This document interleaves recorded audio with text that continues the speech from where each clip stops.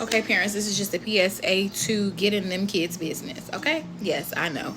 We want to give them autonomy. We want them to feel like, they can come talk to us about all the things that they're experiencing. And that is still very, very true. But when these kids are having conversation with their peer groups, their friends, keep your ear open. Keep your ear open.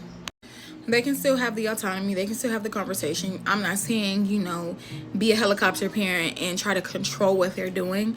I'm saying keep your ear open to the conversations that's being had, because a lot of times when children are engaging in conversations, they don't even realize sometimes how who they're talking to influences how they react, how they respond, all of the things. And so as a parent, especially an active parent, it is our responsibility to sometimes interrupt the narrative that is being had within that conversation of whatever peer group it is. I had to do that, and I still do that several times, because my youngest son, he was an advocate of all advocates. Like, if you felt like he was an advocate, he was going to advocate for you. That was how he is just innately wired. But when he got into a certain environment in school, and rather he was already in the environment, someone came into his environment and he was not sure how to navigate that environment. So instead of rising up to be who he naturally is, instinctively he was like, well, if I have to protect myself, then I need to assimilate to what's happening. And that's not what we're doing.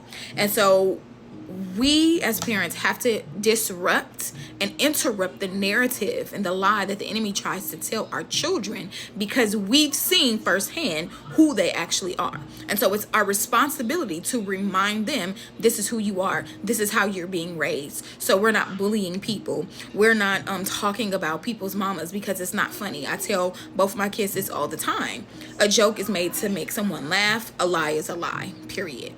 They're not the same at all.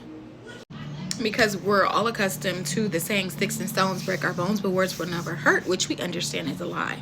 And so I believe as parents, we have to remind our kids of who they are. We also have to remind them of how healthy conversations are supposed to be. We have to even portray those healthy conversations in front of them, because all they're doing is picking up on what they see.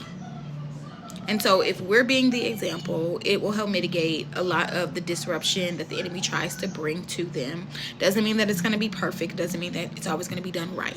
But if we're active and we're present, we are impacting the next generation positively.